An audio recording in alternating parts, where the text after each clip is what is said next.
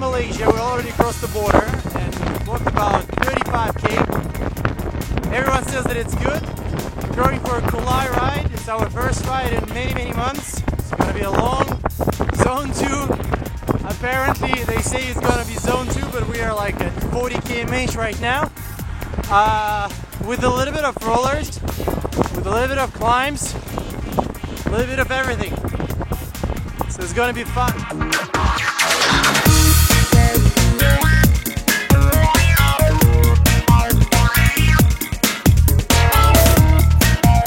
So Alan, Malaysia greeted us with some favorable weather conditions for a long ride, right? Same old, same old. Okay, so how would you describe the kind of rain that we just passed through? Very refreshing. A very refreshing rain, right? Okay, let's look at the skies a bit. Sun is not yet up, but you can imagine we'll have an extended moment of darkness. Everyone happy with the light shower? Awesome. Stay tuned. Our TV channel broadcasts live from Kulai Ride, 15th September 2017.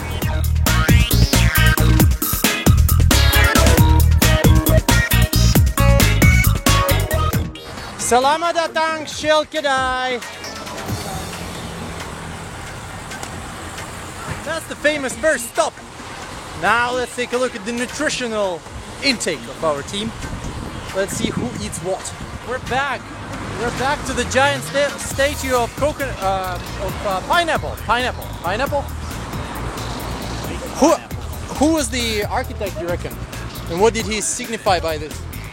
I have no idea. I have no idea. We'll never find out. We'll have to Google. On the nutrition side, we figured that the team was eating fast carbs, high GI products, really sugary mango bites, Twix and whatever the chocolate candy bars. I had some almonds. You guys had 100 plus sugary carbohydrated drink. And we all had a coffee with sugar and milk. Cheers, guys. To the company, diminished responsibility.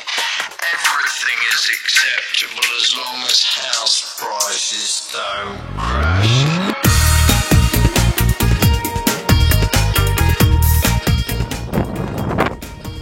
Right. So we're approaching the range, and one single mountain that I know to Singapore and Malay riders is Kulai. K-U-L-A-I, and it's quite scenic. Let me show you. Yep. So you can see the low cloud cover on top of the range.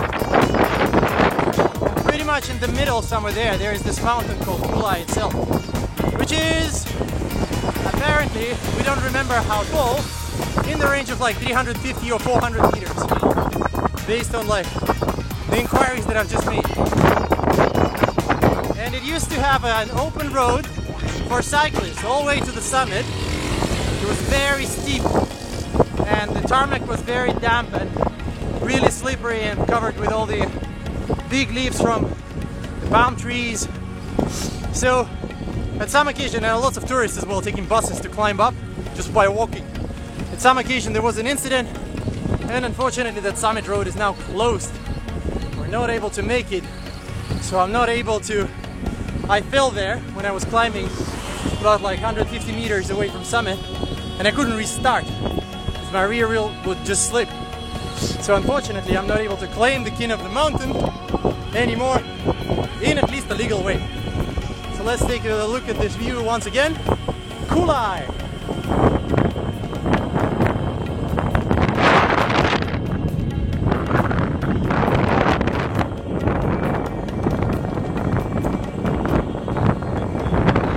Also see the sustainable palm oil plantation. The small palms around are replanted for the sustainability purposes.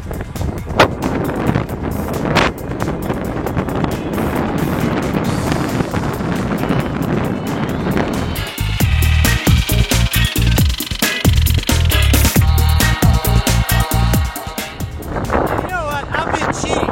I've been telling you we're broadcasting live on the roads in Malaysia. Actually not. We're in a studio. Everything you see is a chroma key.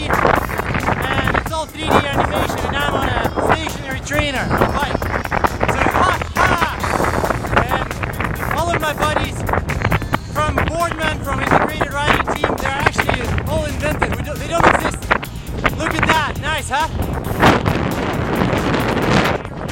And we're also recording in May 2015, so it will be only released in about a couple of years. We got too much of work to do, huh?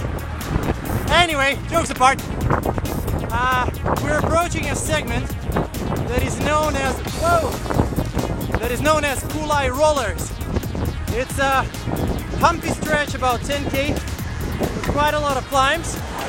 And today the gorgeous weather just permits for some good PB attempts. Let's see later on Strava how it's gonna do, how we're gonna accomplish that.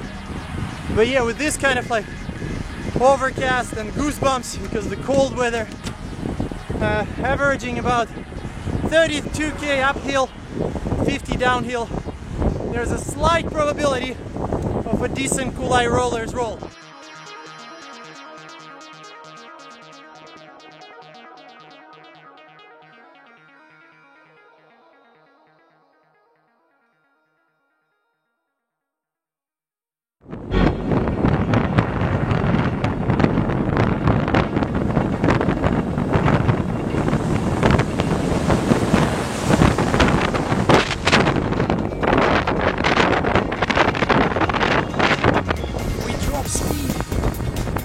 Slow down to make sure that our leader is comfortable to lead.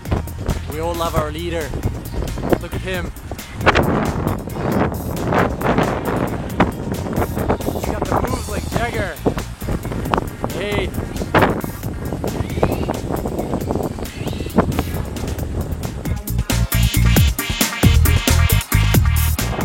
The funniest bit about riding back to Singapore is that we have to ride through the fully populated highway, which was absolutely empty in the morning when we started, about 6 a.m. Right now it's a busy highway, from 3 to 5 lanes, with quite a lot of junctions on the way, so it's quite a dangerous ride.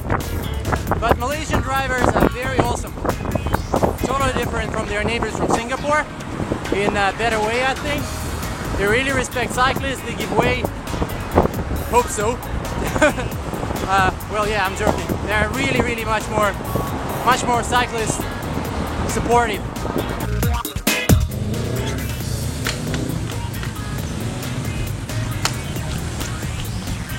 So when we crossed the border, we crossed it through the motorbike lane. I could not record anything when I was at the actual immigration stand, but in general you can figure what it looks like to cross the border on a bicycle.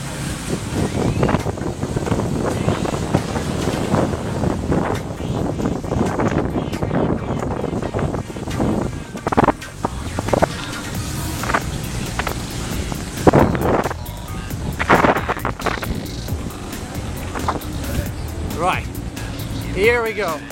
And now we're coming to a stretch of land in between Malaysia and Singapore, which is called the Causeway.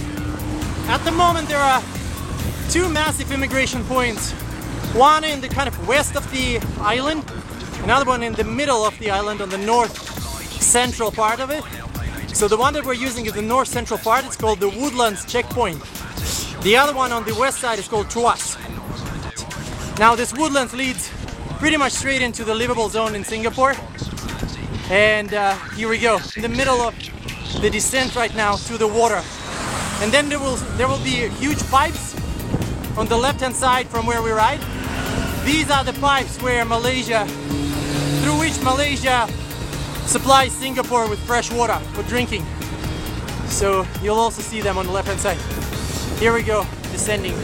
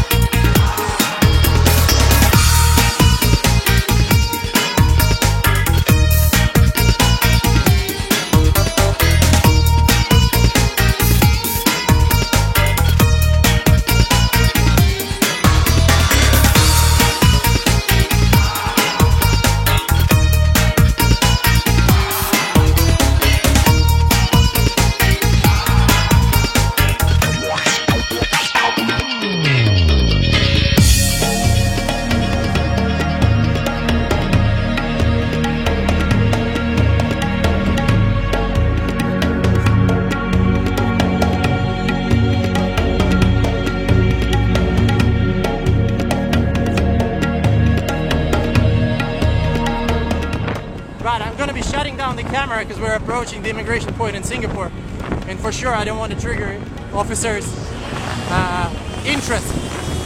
See you guys in a couple of minutes.